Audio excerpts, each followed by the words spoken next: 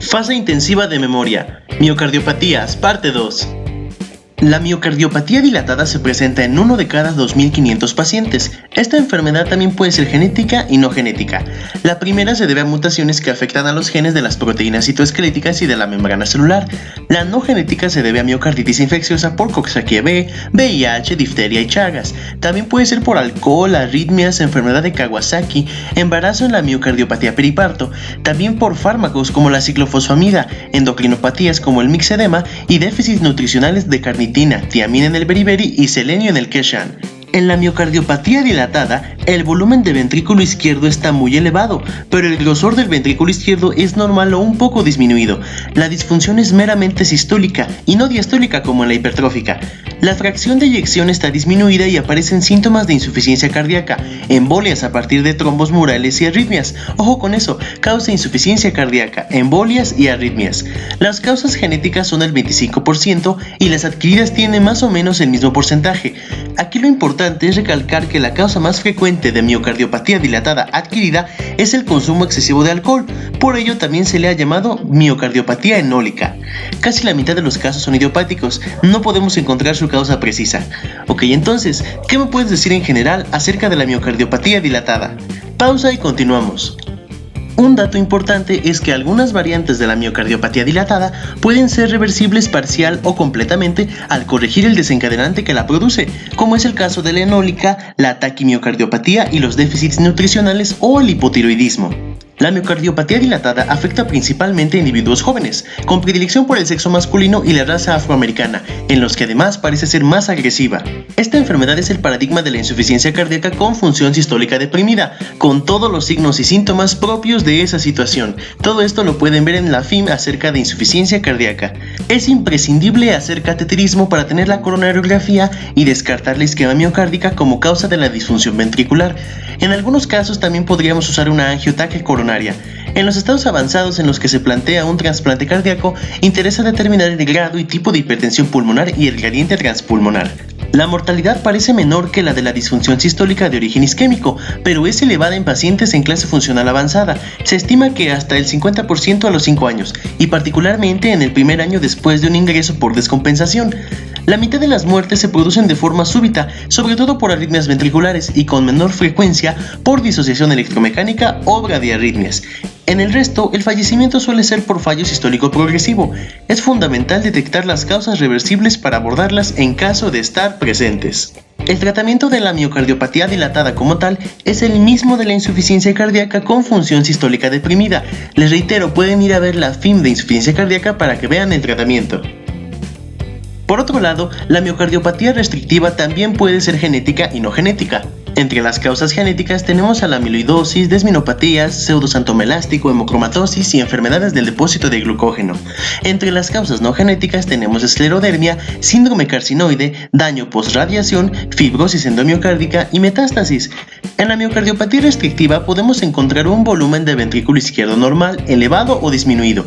El grosor del ventrículo izquierdo puede ser normal o levemente aumentado. La disfunción, al igual que la miocardía hipertrófica, es diastólica. La fracción de eyección puede ser normal o levemente disminuida y la clínica consta de disnea de esfuerzo, insuficiencia cardíaca derecha y embolias. La miocardiopatía restrictiva es mucho menos frecuente en nuestro medio que la dilatada y la hipertrófica.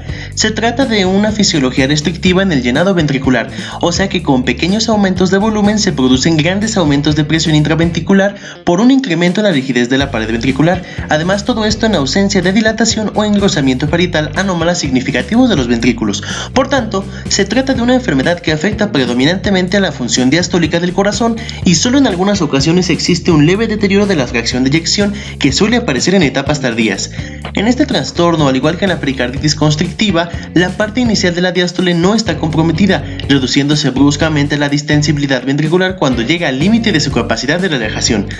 Las manifestaciones clínicas son similares a las de la pericarditis constrictiva, o sea, disnea de esfuerzo, fatigabilidad y congestión venosa sistémica predominante, o sea, hepatomegalia, ascitis, etc.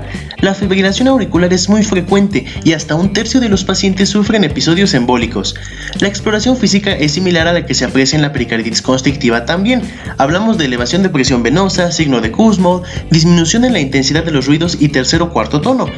Ok, entonces, ¿cuáles son las características principales de la miocardiopatía restrictiva, su clínica y qué podríamos encontrar en la exploración física? Pausa y continuamos. La ecocardiografía permite apreciar el compromiso diastólico ventricular, existiendo algunas técnicas para diferenciar de la constricción pericárdica. En ocasiones existe un discreto engrosamiento, habitualmente simétrico, de las paredes de los ventrículos. La función sistólica es normal o casi normal. Es muy característica la gran dilatación vía auricular, que refleja la dificultad para el llenado del ventrículo izquierdo con presiones diastólicas elevadas. Al igual que en la pericarditis constrictiva, la presión diastólica ventricular muestra una morfología en deep plateau o raíz cuadrada, con un descenso inicial prominente seguido de un ascenso brusco y mantenimiento en meseta. Todo esto lo podemos obtener a partir de cateterismo cardíaco. El gasto cardíaco está disminuido y las presiones de llenado en ambos ventrículos están elevadas, siendo característico que la presión de llenado izquierda supere en al menos 5 milímetros de mercurio a la derecha, hecho infrecuente en la constricción, en la que son similares. La biopsia cardíaca, la tomografía computarizada y la cardioresonancia magnética son técnicas muy útiles en el diagnóstico diferencial con la pericarditis constrictiva al permitir el análisis detallado del pericardio y la caracterización tisular.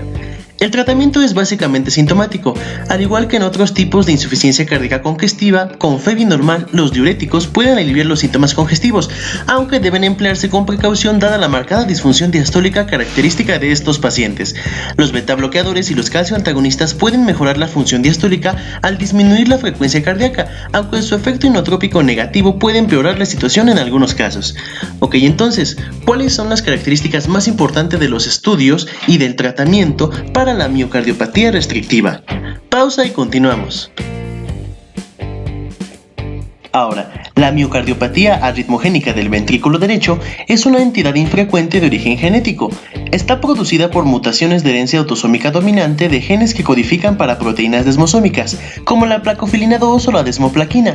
Se caracteriza por la sustitución progresiva del tejido miocárdico normal por tejido fibrodiposo, con predilección por la región conocida como triángulo de la displasia.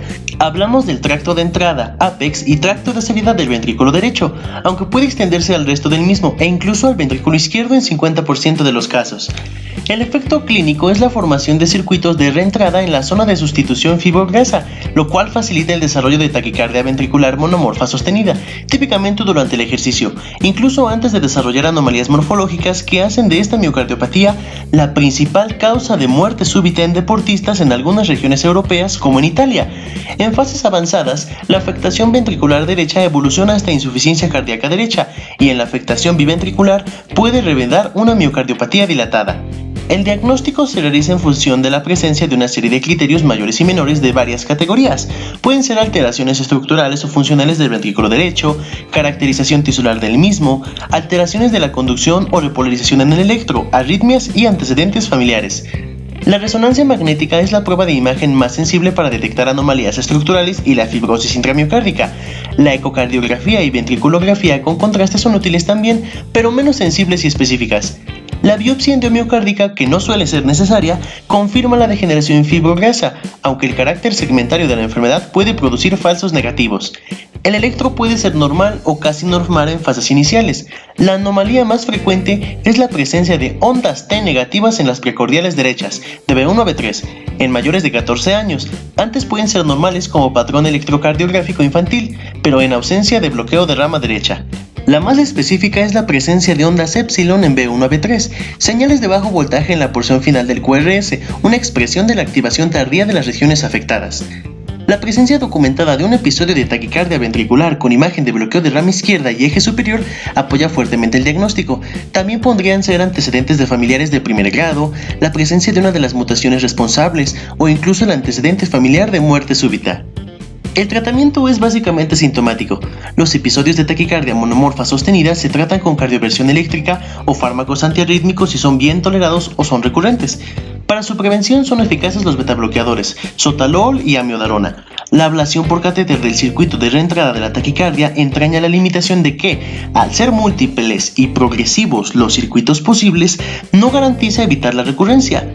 El desfibrilador automático está indicado en supervivientes de muerte súbita y en individuos de alto riesgo, como los que muestran afección de ventrículo izquierdo y aquellos con síncope o taquicardia ventricular, sobre todo si es recidivante pese al tratamiento con fármacos antiarrítmicos o ablación. El tratamiento de la insuficiencia cardíaca derecha se emplea en casos avanzados. Hablamos de diuréticos, restricción hídrica, etc. Ok, entonces, ¿qué me puedes decir en general acerca de la miocardiopatía arritmogénica de ventrículo derecho? Pausa y continuamos. Y ya para terminar, dentro de las miocardiopatías no clasificables, tenemos a la miocardiopatía espongiforme o miocardio no compactado y a la miocardiopatía de Takotsubo de estrés, disinesia o balonización apical transitoria.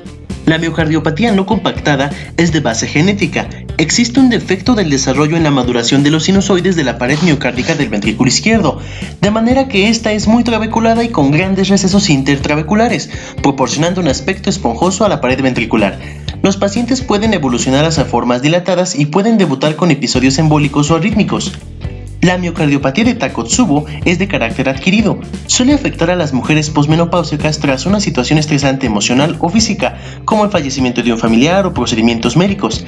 Se presenta como dolor anginoso y cambios eléctricos. Tenemos un ascenso transitorio del segmento ST, seguido de negativización profunda y difusa de la onda T.